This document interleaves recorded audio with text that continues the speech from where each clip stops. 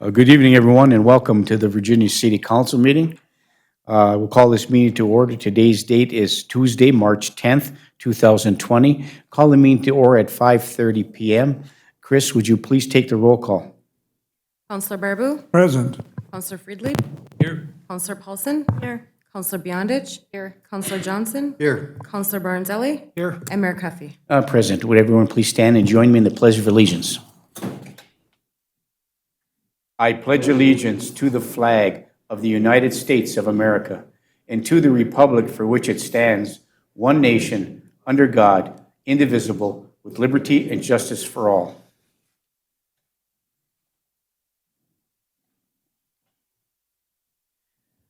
And good evening to everyone in the audience and everyone who's listening at home on social media or on our cable access channel. The next item on the agenda is the public forum. This is the part of the agenda where if you would like to speak or address the council, you may come forward at this time. And is there anybody in the audience that would come forward and speak before the council? Seeing none, we'll move to item 5, which is the consent agenda. The following items will be enacted by one motion unless a councilor or a citizen of the City of Virginia requests that the item be considered separately. Item 5.1 is the approval or corrections of the minutes of the regular meeting that was held February 25th, 2020, and the minutes of the special meeting that was held on March 2nd, 2020.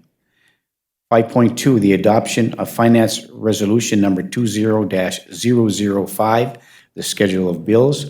Item 5.3, approve the temporary liquor license for the Holy Spirit Church for Friday, May 1st, 2020. Item 5.4, approve the exempt permit for the Holy Spirit Church to conduct a raffle on Sunday, May 31st, 2020. Item 5.5, approve the exempt permit for the Holy Spirit Church to conduct a raffle and bingo on Friday, May 1st, 2020. Item 5.6, approve the exempt permit for Mesaba Range Students Advocates for Human Services to hold a raffle at the Mesaba Range College, April 23rd, 2020. Item 5.7, approve the following travel requests. Item 5.7A, Fire Department, Chief Alan Lewis to attend the Eastern Area Incident Type 2 Training Center, March 2nd through the 5th, 2020, in Milwaukee, Wisconsin, at a cost of $806. Item 5.72, Alan Lewis to attend the Duluth Fire Officer School on March 13th through the 15th in Duluth, Minnesota, at a cost of $370. Item 5.73, Chris Clark, our Fire Marshal, to attend the Minnesota Fire Marshals Conference April 13th through the 15th in Eagan, Minnesota, at a cost of $815.48.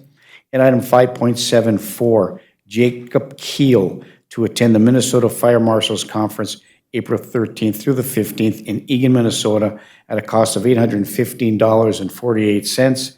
And all these are budgeted items in the training budget for these departments. These are the items that are on the consent agenda for today, and I'm looking for action from the council. Also move the consent agenda, Mayor. The consent agenda is moved for approval by Councilor Barbu and supported by Councilor, is there support? I'll support. Support by Councilor Paulson. Further discussion on Councilor Beyondich. Would you like to pull an item from the agenda? I would like to pull 5.1 for discussion, please. Sure. Councilor Beyondich requests we pull item 5.1 from the agenda for further discussion. All those in favor of approving the remaining of the consent agenda, item 5.2 through 5.7, all in favor signify by saying aye. Aye. Opposed? Motion carries. Move back to item 5.1 is the approval, correction of the minutes of the regular meeting held on February 25th, 2020, and the minutes of the special meeting held on March 2nd, 2020. Councilor Beyondich. I would like to discuss the minutes of the special meeting that was held on March 2nd. Okay. And I was not able to attend that meeting, but I would like a little more clarification. Was that a closed meeting? Okay, thank you. Please continue. So I would just like clarification on the vote that was taken. And specifically, what is the specific question? Well, I would like to make it clear to the public Okay, what the vote was on, and just a little discussion about that. okay, and the subject was? Okay. Okay. Okay, maybe you can answer any specific questions or the process moving forward. We voted, what was the vote total for that? What was the vote on the minutes on March the 2nd on the special meeting? Counselor Friedlib supported, let's see, looking for, Well, Chris, Chris has it right here. okay, perfect. Chris? So support was Baraboo, Fidley, Paulson, Mayor Coffey. So four for yes and nays, Counselor Johnson, one. Okay, very good. Okay, and And that motion was,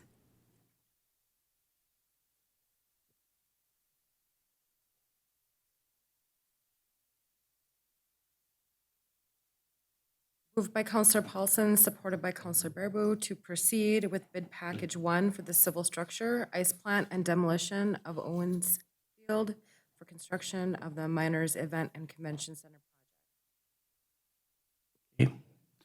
Now, bid package one is this bid package that we have here today. Also, all the council should have received a link to be able to download this document. It is a 95-page document of construction documents. Phase one is the demolition of the football field, the geopiers, the earthwork, and the steel structure, and also bringing on board for design build someone to do the ice plant for the 2 sheets of ice. We will not, or you will not receive a recommendation to proceed or award any bids until all of the deed funding is secured and in place. That's the $12 million from the state. so my question, I guess, then is this over the budget that we had set for this project? And if so, where is that money coming from? At that special meeting, we had presented a couple of design alternatives to bring the project back closer to budget, but it was the view of the council that we wanted to continue to move forward with, yes, being over budget. We had already started to reach out to a couple of alternative funding sources. Again, we have another one of those meetings tomorrow that would help decrease that gap in funding that we have. And then the mayor had also brought up at the meeting that he had been in discussion with some of our elected state representatives about some additional funding also. And through those funding sources, we hope to alleviate all of the deficits that we have in our current design. I would just like to go on record saying that I do not want any of this falling back onto our taxpayers. So I appreciate what you're working on. I appreciate the direction we're going in, but I would like to just try to not extend any more where the taxpayers would be burdened by any of it. Thank you. Thank you. And that does answer your question, Councilor Beyondich. Very good. Thank you very much. And thanks for the clarification. We are seeking alternative funding sources, as we discussed at length at that meeting, and unfortunately, you had other commitments, you couldn't be there. So I hope you got the clarification that you needed tonight. Very good. Okay, so let's move back to item point 1. Item 5.1 is the approval correction of the minutes of the regular meeting held on February 25th, 2020. And the question that Councilor Beyondich had, for clarification purposes on the minutes of the special meeting that was held March 2nd, 2020. Do I have a motion to approve that? Also move, Mayor, the item 5.1, or Julianne, if you want to, that's fine. I'll support. Okay, Moved by Councilor Baraboo, supported by Councilor Paulson to approve item 5.1 on the agenda. Is there any further discussion? Councilor Barnzelli. Thank you, Mayor. First of all, I'm sorry I wasn't able to get to that meeting a week ago yesterday. But I found out about it on Tuesday, and good thing I have a pacemaker because it over-revved and it kept me going. I was concerned, but I guess you showed me how we're going to pay for this, and makes it a lot easier for me. Again, I'm sorry I missed that meeting. But, and when I heard about it on Tuesday, I thought, where are we going to come up with that money?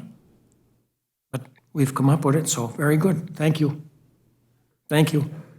Thank you, Councilor Barnzella. Yeah, bid package 1 is going out. Adjustments still may have to be made as this project moves forward, but it's important to get the project started in order to trigger the access to the $12.12 million, because this is, we're in our 4th year. You have to spend, shows your expenditure, and the plans moving forward to expend the money, to move the project forward in order to glean the money, otherwise it goes back to the legislature. So this is a point in which to do that, but to Councilor Beyondish's point, we'll still be watching the budget and how that moves forward. So is there any further discussion on the approval of 5.1? Seeing none, all those in favor signify by saying aye. Aye. Opposed? Motion carries. Thank you. Item 6, appearances. We have no one scheduled to appear before the council this evening. Item 7 is unfinished business. We have no unfinished business this evening. Item 8.1, under discussion items. Approve the change order on 12th Avenue West Improvement Project for the concrete testing monetary adjustment for, get ready for it, a decrease in the amount of $725. So the change order is actually, we're saving $725 based upon that. So I'll make that motion to approve that change order. moved by Councilor Freely, but is there support? I'll support. Support by Councilor Bearable. Further discussion? Seeing none, all those in favor signify by saying aye. Aye. Opposed? Motion carries. Thank you. Okay, item 9, committee reports. Committee of the Whole meeting that was held on March 3rd, 2020. There was discussion on the Midway Motel demolition.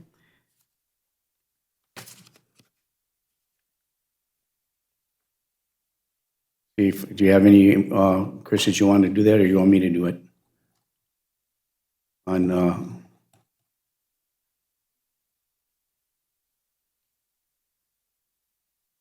well, I can go through it if that was the case. I was here, so. Okay.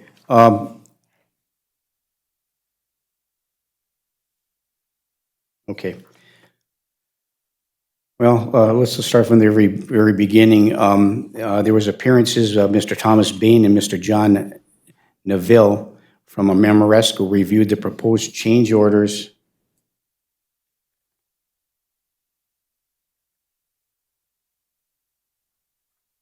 to the energy services agreement for LED lighting and mechanical control upgrades to the senior center and the city hall. The city hall mechanical controls, air handlers, and heating loop will be upgraded and have an electric controller and be integrated into this system. This is part of the Ameresco project of energy upgrades throughout the city of Virginia.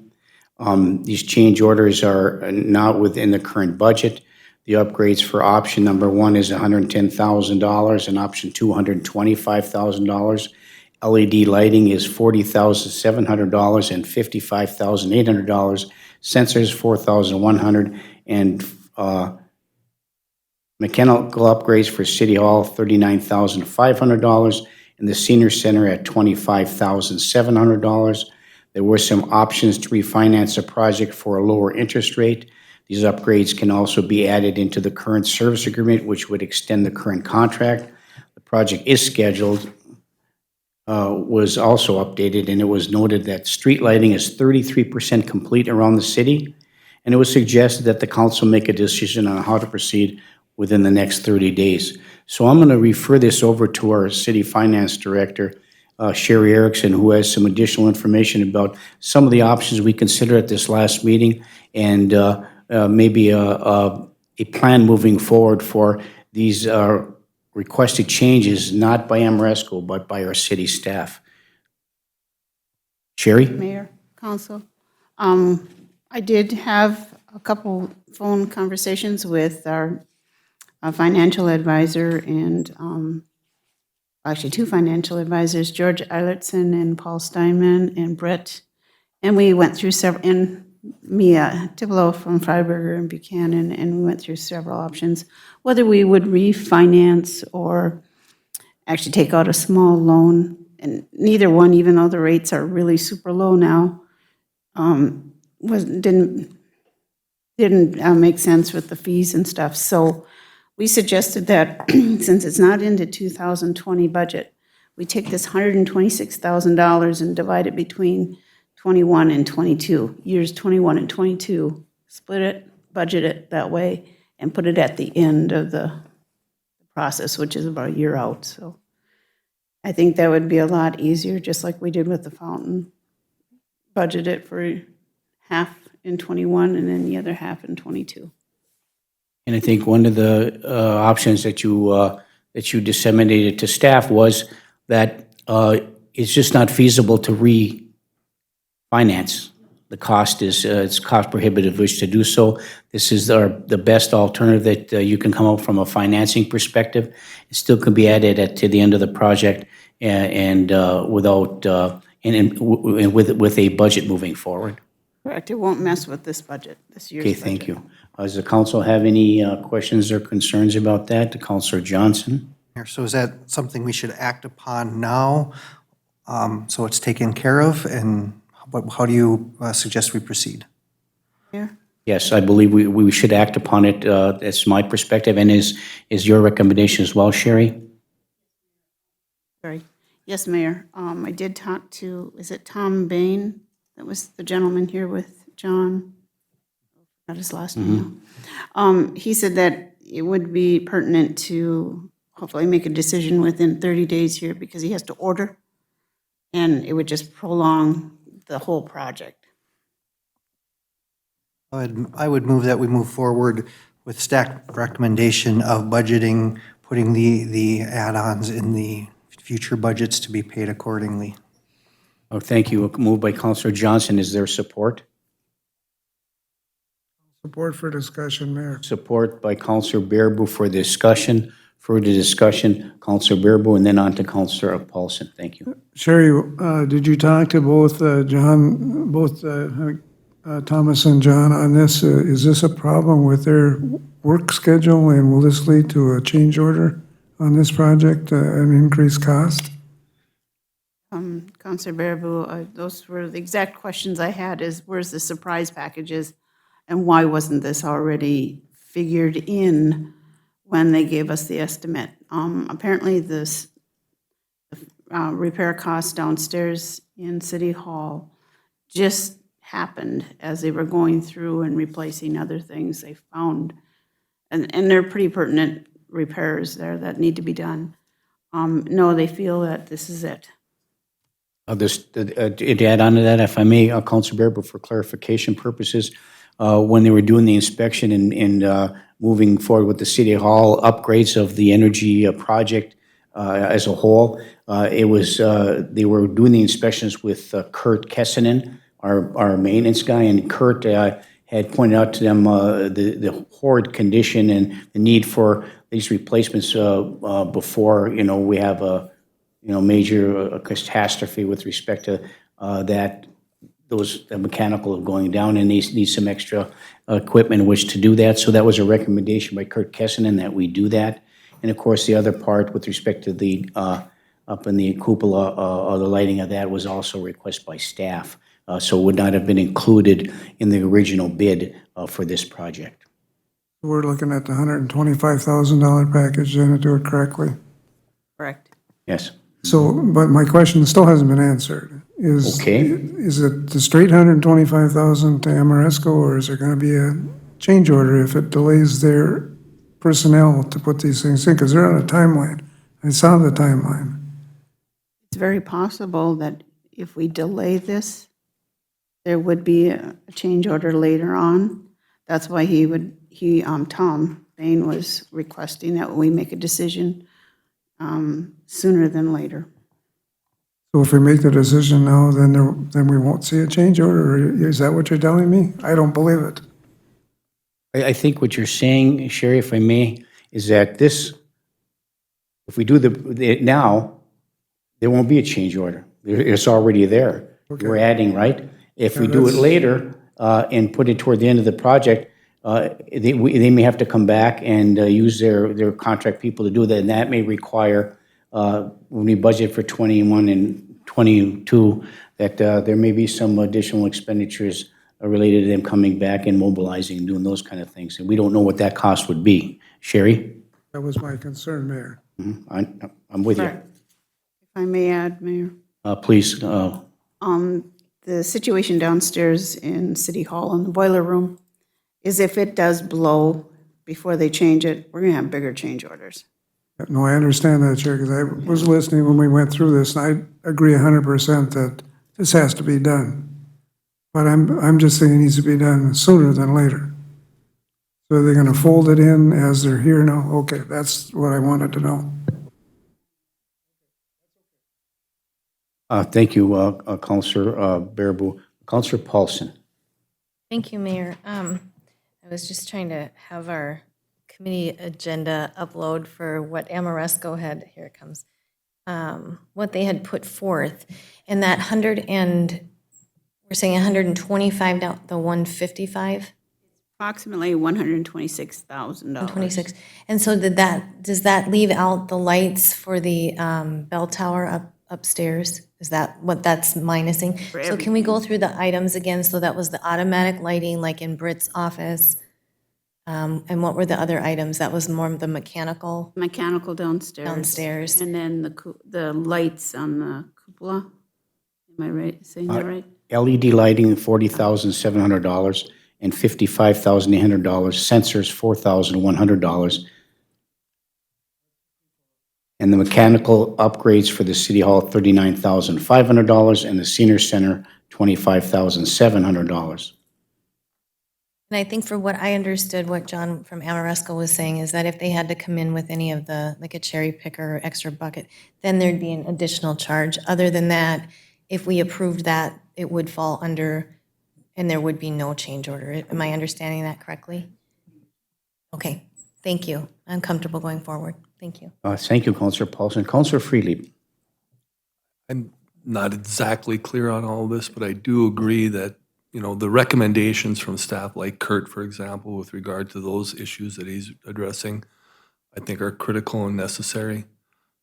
I don't know that I'm entirely on board with sensors for an office when somebody can flick a switch like they have for the last 100 years in this building, for one thing. And I also wasn't really thrilled with the bells and whistles of the seasonal lighting affect for the top of the building necessarily being something we needed to invest in when it's been lighted accordingly for decades as such, and I think appropriately and necessarily so. So I guess I'm just going on record with, I didn't think we needed the whole package, so to speak. There are certain aspects of that I certainly am in agreement with, but I wasn't fully on board with the kind of bells and whistles pieces that they added to that, I felt, just from my standpoint.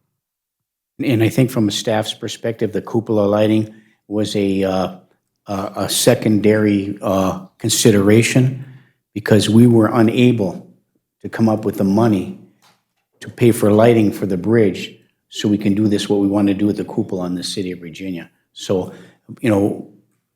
if we would have got that bridge lighting, make those changes, wouldn't have necessarily have to do it, probably wouldn't have been a recommendation by staff, but, I think there's a lot of communities that do this, so I think that was one of the reasons staff made these recommendations. I like it. I think if we can afford to do it later on down the road in the end, it just be added, to the aesthetics and of living in Virginia, so. Is there any further discussion about this? Has there been a motion to move forward and a support? Is that correct?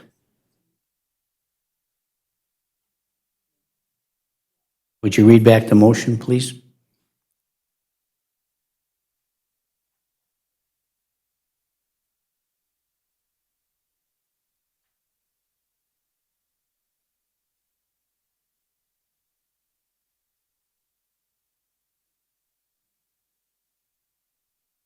We had a motion and a second for discussion. Did we not? Okay, who made the motion originally? Counselor Johnson? Okay, would you do that one more time, please? Johnson. Counselor Johnson, to move forward with the staff recommendations with Counselor Baraboo to support for discussion for the improvements to the City Hall, the Senior Center, and the Cupola Building with Amoresco for a change order of $126,000. Is that accurate?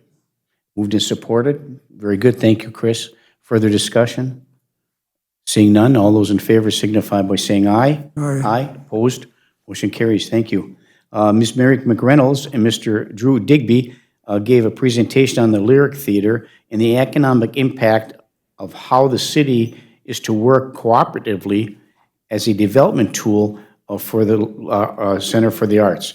Participation within the community events is about $25,000 as an economic impact. A small parts player venue and a community theater program is going to be incorporated in the future.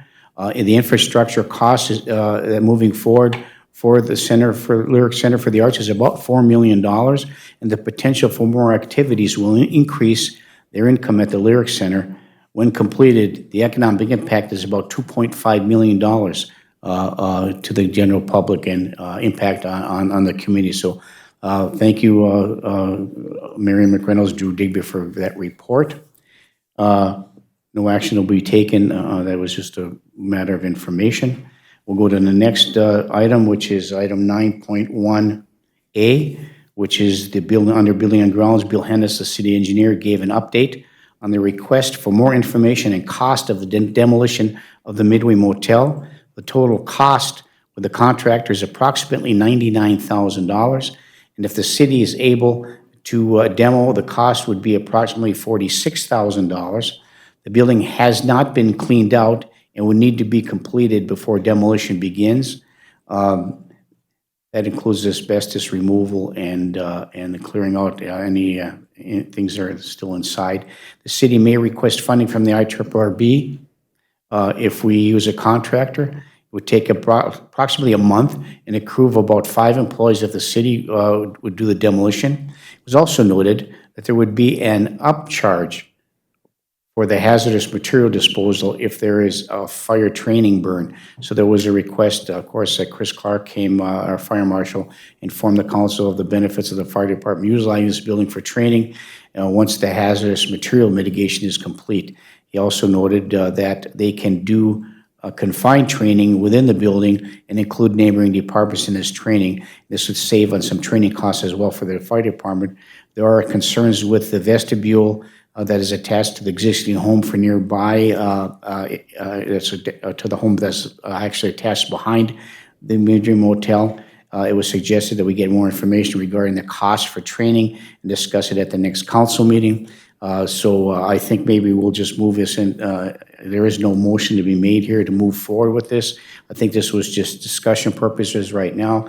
And in talking with our city public works director, Ed Alto, he said, and I quote, "Well, we have the iron to take it down. We could do it ourselves.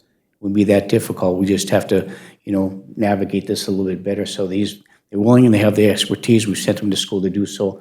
So we're waiting for some additional information regarding the demo of that Midway Motel and see which is most financially feasible for us and what the upcharge cost would likely be in the event that we allow the fire department to come and do some training there. I suppose burnt materials are a little bit more expensive when you take it to the yard. So we'll stay tuned for that. So for those of you in the general public who have been asking all of us, the council and all of us, and our city staff, when is that motel coming down? Stay tuned, we're working on it, so coming soon to a theater near you. So, okay, Councilor Paulson. Thank you, Mayor. I do have one question on that. If we go forward and I guess we would need to see if there's hazardous materials in there first, and I know that there's a cost to doing that. If in fact they find hazardous materials, is there a certain amount of time, is there a deadline that then those materials have to be abated? once they're found out that they're there? I think we're required by law that once, asbestos removal has to be abated. We've done that many times in other old structures. So once it's discovered, of course, we have to abate it. And of Is there a course, time frame with that abatement? no, there's not a time frame. We would have to post, obviously, and do that kind of thing. So it's still there. But once you start abatement, we got to complete it. So stay tuned. Stay tuned. Thank you. Thank you, Councillor Paulson. Okay, Councillor Bearable. Just to let everybody know, once they mitigate or look at what hazard materials are in there, in conjunction with that, they would be applying, if our crews are going to do this for, to the IRRB, whichever is going to be doing that. If it's not our crews, then if it's a private contract, I think it can get dollars from the IRRB. If it's our crews, I don't believe we're eligible for those dollars. Correct, Mayor? I believe that's partially correct, Councillor Bear, but we can access some IRRB dollars, we can. but it wouldn't be the 75-25 that we would get, or whatever that formula is from a private contractor.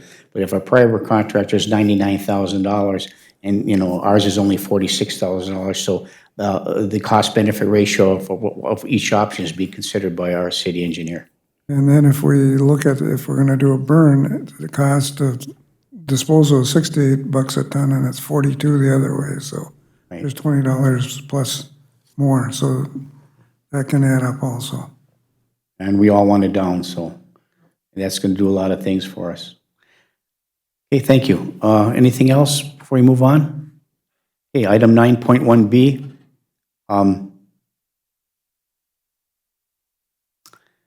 We discussed the pass-through park, and in your packet was some bids from SCH, so it was moved by Councillor Johnson, supported by Councillor Bearable, to approve the SCH bid for them to solicit bids, not to accept, but to solicit bids for the two proposed projects, the 418 pass-through park and the public library projects. These are scheduled and budgeted projects for this year. Also move that SCH goes out and solicits bids for these two projects. Okay, thank you. Is there support?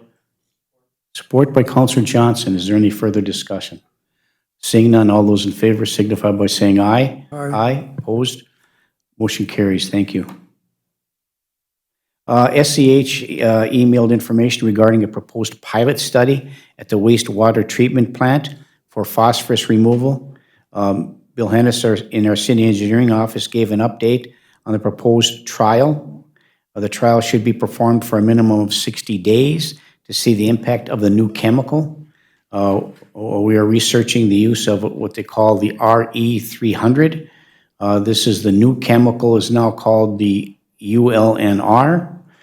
Same product, just a different name.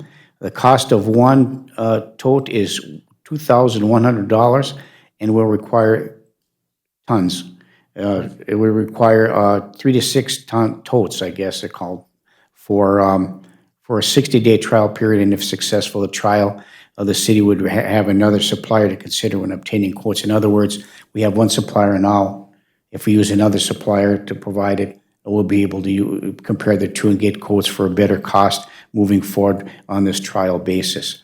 Of course, this is an unfunded mandate that we have to, fund this chemical one way or the other. We're doing it now with the RE300. This is a new different name of the same chemical provided from a different supplier. So it was moved by Councillor Bearable and supported by Councillor Barnzelli to approve the proposed 60-day pilot study at the wastewater treatment plant for the use of the new chemical ULNR. And motion carried. What is the council's position moving forward today? It was moved at support at committee level. Here also move that we go into this pilot study. It's well worthwhile if it expenditures about 12 to 13,000 if you max it out at 6 totes. So that would be my motion, that we max it out at 6 totes, and that can come out of the sewer fund. Yes. Thank you. A move by Councillor Bearable. Is there support? Support by Councillor Barnzelli. Is there any further discussion? Seeing none, all those in favor signify by saying aye. Aye. Aye. Opposed? Motion carries. Thank you. Brian Silber, our Park and Recreation Director, who is present tonight, presented a request from the Iron Range Partnership for Sustainability to relocate the farmers market to the Klein Cupoletti building. The issue that they struggle with is attracting people and businesses to the area where they are currently located. They were restricted in what they can do down there. They also noted that the visibility is a key component to their success, and it feels that moving this to a more visible location is beneficial and could actually expand the Iron Range Partnership for Sustainability's Farmers Market. The Virginia Lakes Committee and the Park and Recreation Commission has already approved this relocation process, and it was moved and supported at committee level, moved by Councillor Johnson and supported by Councillor Bearbrou, to approve the request by the Iron Range Partnership for Sustainability to relocate the farmers market to the Klein Cupoletti building and surrounding parking lot. And the motion carried there. I will move that we approve the request by our IRPS to relocate the farmers market to Klein Cupoletti building and surrounding parking staff in conjunction with city staff. A move by Councillor Johnson to approve. Is there support? I'll support. Support by Councillor Paulson. Is there any further discussion?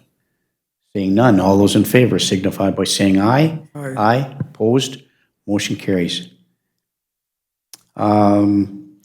Mayor Cuffey updated the council on the proposed resolution for the transfer of property to Twin Cities Hospitality under the development agreement. The city had previously agreed to transfer property to Twin Cities Hospitality, and 2 meetings are required to do this. This was the first reading of this, and this is a sale of some property based upon their franchise program there, the Quality Inn. They needed X amount of parking spaces, and during this project development agreement a while back when we entered this, when they made the improvements, we agreed to transfer a small piece of property in order to expand their parking lot, and this is a part of that. They've made their financial commitments moving forward, so it was moved at committee level on item 9.1E, moved by Councillor Johnson and supported by Councillor Bearbrou to approve the resolution for the transfer of city property, parcel number 090 0010 05050 and 090-0010-05040 to Twin Cities Hospitality LLC. Councillor Johnson. I will move the first reading of the resolution for the transfer of the property as defined by yourself. And I'll support. Moved by Councillor Johnson and supported by Councillor Bearbrou. Is there any further discussion? Seeing none, all those in favor signify by saying aye. Aye. Opposed? Motion carries. Our City Attorney Brian Lindsay provided us an update on the request from the Gethsemane Lutheran Church to change the language in Article 21 to state that the buyer will pay all of the subdivision expenses. He noted that this is common practice in these type of negotiations, and common practice for this request to be done. So under item 9.1F, it was moved by Councillor Bearbrou and supported by Councillor Beyondich to approve the requested change to the purchase agreement amendment, item number 21, for the Gethsemane Lutheran Church for the buyer, which is the City of Virginia, to incur the cost of the subdivision expenses. Also move that resolution. Moved by Councillor Bearbrou to approve the resolution. Is there support? Support by Councillor Johnson. Is there any further discussion? Seeing none, all those in favor signify by saying aye. Aye. Opposed? Motion carried. Councillor Johnson presented information on the Vision Northeast Advisory Council. This is currently Councillor Johnson is part of this council, but is requesting an official action by the city to serve as an advisory board as a representative of the City of Virginia. And I think maybe I'd ask Councillor Johnson to just for the general public's edification at this level at the council meeting to explain what you are going to be doing on this advisory council. Sure. Thank you, Mayor. So the Northeast Higher Education District is looking at consolidating all 4 campuses, community college campuses under one college entity. And this is an advisory board put together by the college system to help guide from each of the communities and the provost suggested my name up the chain, and it was accepted. So I'll be representing not only the city, but the college and the Evlith area, all of us at this level as they move forward with major higher education changes. Okay, thank you, Councilor Johnson. Under item 9.1G, it was moved by Councilor Freely, supported by Councilor Beyondich, to approve Councilor Johnson to represent the city of Virginia on the Vision Northeast Advisory Council. I would go ahead and continue to approve Counselor Johnson to represent the city. But can I just clarify, like, Yeah. that's the consolidation of Itasca, Hibbing, Masabi, Vermillion, and Rainey, or just the four? No, it's all five. That's my understanding. It's all five of them. All right, thank you. Okay, thank you. Moved by Councilor Freely and supported by Councilor Beyondich. Further discussion? Hearing none. All those in favor signify by saying aye. Aye. Opposed? Motion carries. Thank you. Okay. And then the last part of our committee meeting is that we had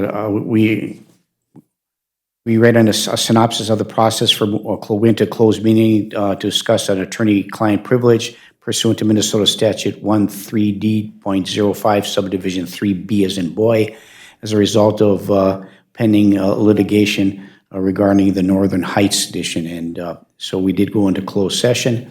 And we adjourned our city, we recessed our committee of the whole meeting and moved to the committee room to discuss this matter. And we went back on the record and we came back into open session, and the meeting, committee of the whole meeting was officially adjourned at 1:16 p.m. That is all the items that are on the agenda for our city council meeting tonight. So move to item number 10 on the agenda, which is the commission liaison and department heads reports. Is there anybody from the city council that would like to give a council or agenda report or provide some additional information at this meeting? Councilor Johnson. Mayor, today here in the chambers, there was Minnesota Safer Together gathering of folks to help make people aware of the challenges of domestic and sexual abuse on the Iron Range. And a few people spoke, and the whole idea is to get out front and make it more okay for people to say that they're having some challenges and to provide resources. Chris Clark was here from the fire department to gather resources as well as other community members. So that's what the ribbon is for today. They passed those out, but a large group of people working to make Minnesota safer together and empower those affected by sexual and domestic violence. Thank you. Thank you, Councilor Johnson. Anyone else have a report they'd like to give? Okay, we'll move to staff. Our Park and Rec Director, Brian Silber. Brian, would you have anything you'd like to bring up for the council this evening? I do, not only for the council, but for all the public that is listening tonight. This weekend at the Miners is our annual figure skating show. Would encourage everybody to come out both Friday evening at 7 o'clock and Saturday at 2 o'clock for our figure skating programs show, Life's a Dance. The kids have done a tremendous job and have progressed tremendously over the course of this figure skating season. So come out and support them and see how much better that they are doing on the ice. And then, sadly, I must say, Sunday, the ice goes away inside the Miners as we will be transitioning the Miners from an ice arena for the home and boat show, which will be the following weekend. So we've got two big events in the Miners back to back, one an ice event, one a non-ice event. You have this to look forward to and many more events and many more switches like this with the new MEC coming up. Well, thank you, Brian, for the update. Those who could come to the ice shows, they're phenomenal to look at. These kids work very hard, and Councilor Paulson knows. So, Councilor Paulson. Oh, I just. Did you have anything else you I wanna- do have a child performing, Well, so yeah, please do you come. You do. So thank you, Brian. Councilor Paulson. Thank you. I just wanted to, I didn't think you maybe saw my light earlier, but I just wanted to add that the VITA task force met last, I think on March 5th.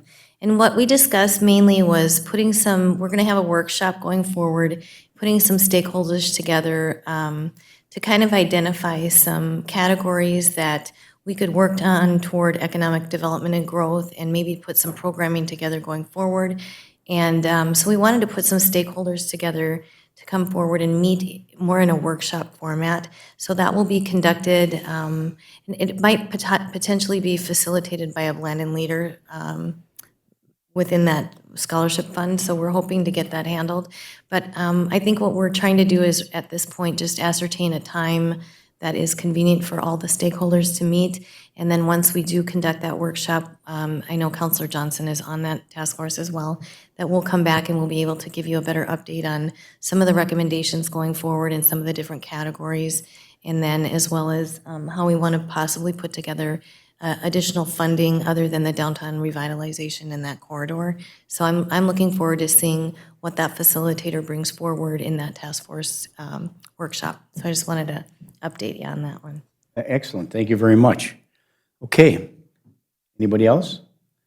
Okay, let's move to our staff.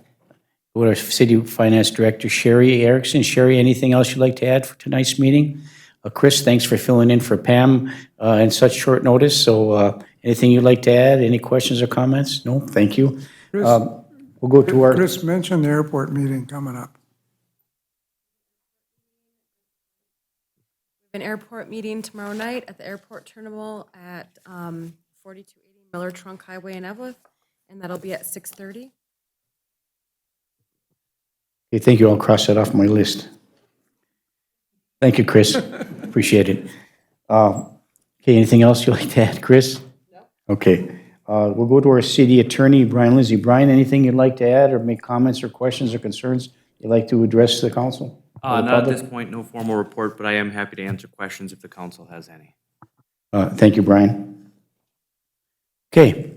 Well, there was just a couple of things before we adjourn for this evening. The first is that we did receive an email. I think we all might have received this email from Britt regarding a special meeting for the declaration for the MEC. And so there's a request that we schedule a special meeting to review the Greater Minnesota Business Development Public Infrastructure Program Declaration. There's an attached document for that. This document states that the city agrees to keep the MEC and its property as a public building for the life of the GO bond that is being issued by the state, which is 20 years. And a recorded declaration is required before the state will release the $12 million for this new Miners Event and Convention Center. And once the state receives a copy of the recorded declaration, we will be provided the grant agreement and will be able to access the $12 million for the MEC. So we would like to schedule a special meeting if it's agreeable to the council in conjunction with a committee of the whole meeting. Have the special meeting begin at 9 a.m. on March 17th, Tuesday, and immediately following that special meeting for this one item, we'll convene the committee of the whole meeting. Is that acceptable to everyone? Any questions or concerns? Councilor Johnson? I would move that we schedule a special meeting for 9 a.m. Tuesday, March 17th for this one item, and then follow it with the regular committee of the whole meeting. Thank you, Councilor Johnson, supported by? All support. Councilor Bearable. Is there any further discussion? Seeing none, all those in favor signify by saying aye. Aye. Opposed? Motion carries. Okay, the Friends of the Greenhouse invites all of us to the annual fundraiser and membership drive. It's called the Spring Open House.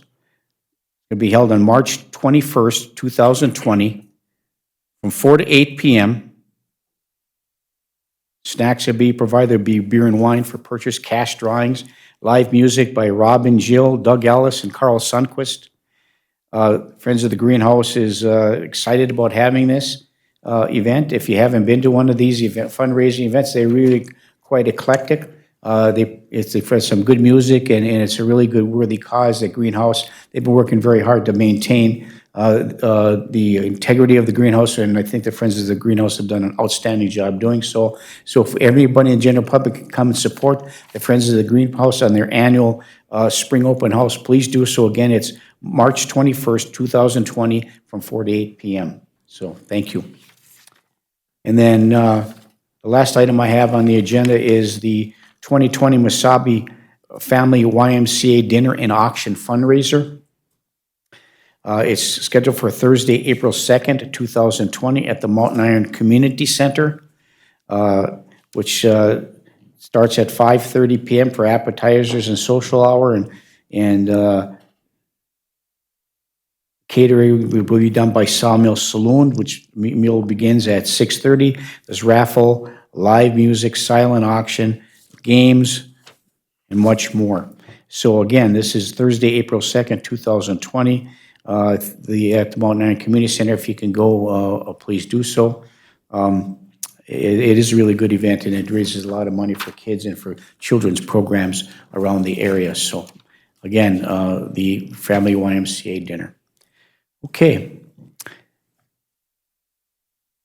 And I just want to address the individual who has been leaving notes underneath the mayor's door about a variety of topics. The one today was by the Miners Event and Convention Center, the concerns that you have about how that's constructed and some of the room changes you'd like to make. We did as a council forward this on to our Park and Rec Director, Mr. Brian Sewell, for consideration for the design team. So thank you for doing so. And if anybody has any questions or concerns, please don't hesitate to call City Hall, call the mayor's office, call one of your city councilors. Any questions about anything we have going on, we'll be more than happy to try to find an answer for you. So thank you, everybody. If there's no other business to be conducted before the council meeting this evening, we will adjourn to our next council meeting, which will be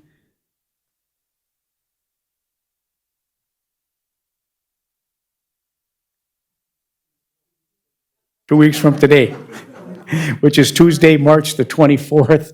The 24th?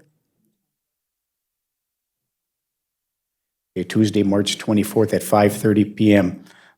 Thank you for your patience there. Again, the 68-year-old guy is really starting to... Thanks for the vote of confidence. Okay, we'll stand adjourned until March the 24th. Everybody have a great week and be safe. Have a good evening. Good night.